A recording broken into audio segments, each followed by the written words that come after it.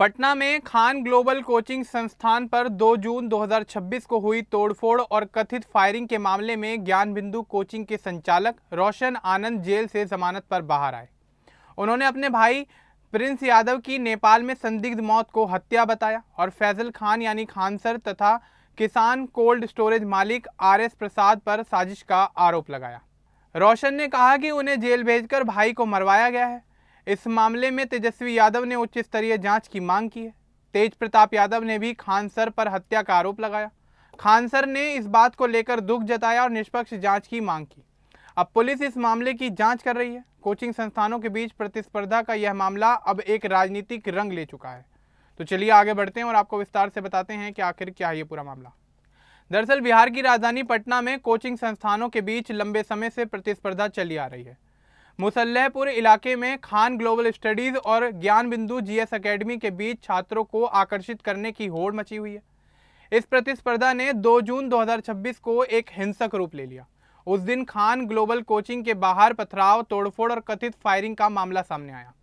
इस घटना में खान सर की तरफ से सुरक्षा गार्डों पर फायरिंग का आरोप लगाया गया। ज्ञान बिंदु कोचिंग के संचालक रोशन आनंद और उनके भाई प्रिंस यादव पर इस मामले में नामजद FIR दर्ज हुई।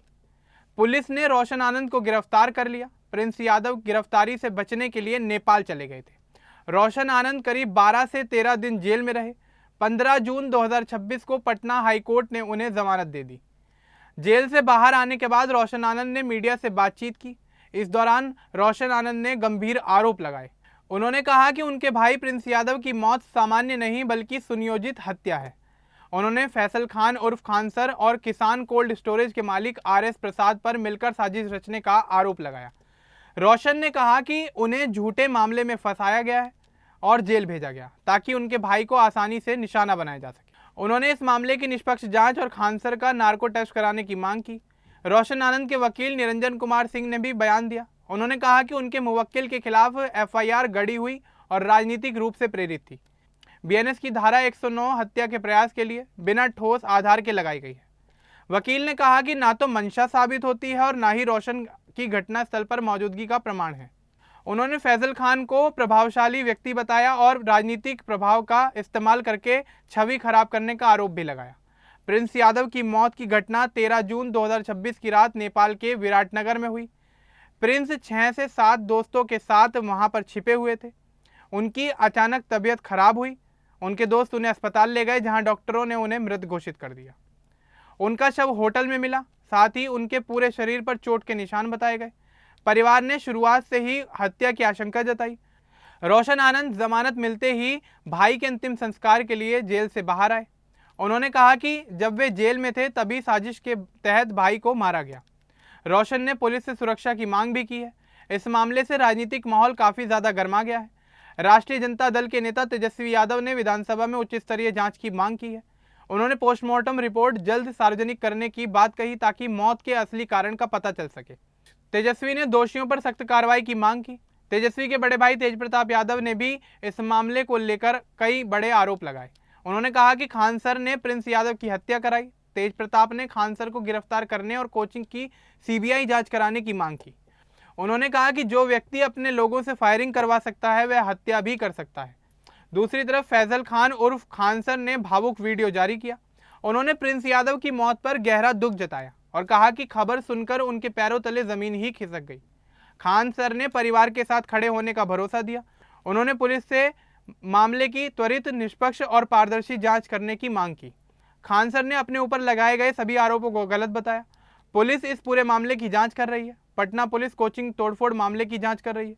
प्रिंस यादव की मौत नेपाल में हुई, इसलिए नेपाल पुलिस भी इस मामले को लेकर पूछताछ कर रही है।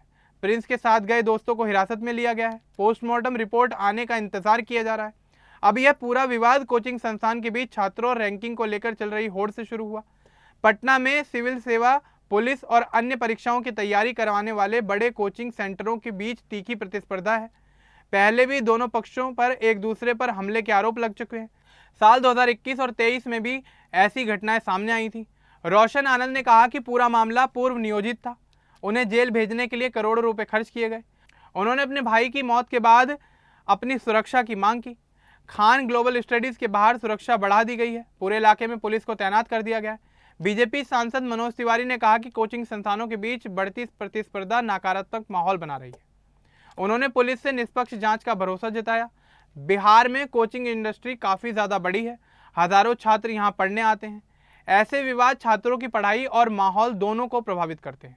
रोशन आनंद जेल से बाहर आने के बाद काफ़ी भावुक नजर आए। उन्होंने न्याय की अपील की। परिवार अब प्रिंस यादव के शव का अंतिम संस्कार करने के बाद आगे की कानूनी लड़ाई लड़ने की तैयारी कर रहा है। विपक्षी पार्टियां सरकार पर दबाव बना रही हैं। वे सीबीआई जांच चाहते हैं ताकि इस मामले की पूरी सच्चाई निकलकर सामने आए। सत्ताधारी पक्ष अभी फिलहाल चुप है, लेकिन पुलिस को निर्देश दिए गए हैं कि निष्पक्ष जांच हो। नेपाल पुलिस ने प्रिंस के साथियों से पूछताछ शुरू कर दी है। शुरुआती रिपोर्ट में शराब और चोट का जिक्र किया गया है, लेकिन परिवार इसे हत्या बता रहा है। यह मामला दिखाता है कि बिहार में कोचिंग व्यवसाय कितना प्रतिस्पर्धी और संवेदनशील हो गया है। छोटी छोटी बातों पर हिंसा और आरोप प्रत्यारोप आम बात हो गई है। रोशन आनंद के वकील ने कहा कि सबूतों के अभाव में केस गढ़ा गया है। उन्होंने अदालत में जमानत के दौरान भी यही दलील दी थी। खान सर ने वीडियो में कहा कि वे पीड़ित परिवार के साथ खड़े हुए हैं। अगर कोई गलती पाई गई तो सजा होनी चाहिए। उन्होंने अफवाहों पर यकीन न करने की अपील की। पटना पुलिस दोनों पक्षों से पूछताछ कर रही है। 2 जून की घटना के वीडियो और गवाहों के बयान लिए जा रहे हैं। यह घटना युवाओं को काफ़ी हद तक प्रभावित कर रही है। छात्रों के बीच ये चर्चा हो रही है कि कोचिंग वाले आपस में लड़ रहे हैं तो पढ़ाई कैसे होगी। रोशन आनंद ने कहा कि भाई की मौत के बाद उन्हें डर है कि उनकी जान भी खतरे में है। उन्होंने पुलिस से सुरक्षा मुहैया कराने की मांग दोहराई है। तेजस्वी यादव ने पोस्टमार्टम रिपोर्ट सार्वजनिक करने की मांग की। इससे मौत का कारण स्पष्ट होगा।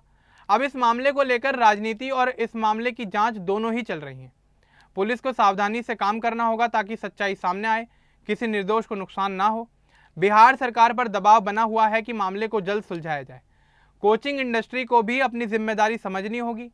अब यह पूरा विवाद बिहार की शिक्षा व्यवस्था पर भी सवाल खड़े कर रहा है। जहां पढ़ाई होनी चाहिए वहां से हिंसा के मामले सामने आ रहे हैं और कोचिंग में पढ़ाने वालों पर आरोप लग रहे हैं। फिलहाल इस मामले में जांच के नतीजे का इंतजार किया जा रहा है। पोस्टमार्टम, नेपाल पुलिस की रिपोर्ट और पटना पुलिस की जांच से इस मामले की पूरी सच्चाई निकलकर सामने आएगी। फिलहाल इस मामले को लेकर आपका क्या कुछ कहना है हमें कमेंट बॉक्स में जरूर बताएं। बाकी इस तरह की और अपडेट्स के लिए हमारे चैनल को सब्सक्राइब करना न भूलें। धन्यवाद।